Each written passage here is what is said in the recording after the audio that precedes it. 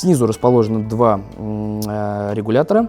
Левый отвечает за подачу воздуха на колосник, правый отвечает за подачу воздуха на вторичный дожик.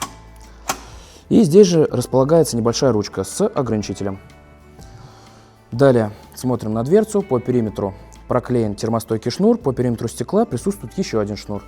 То самое крепеж стекла, сверху и снизу по две металлических планки. Язычка даже, можно сказать.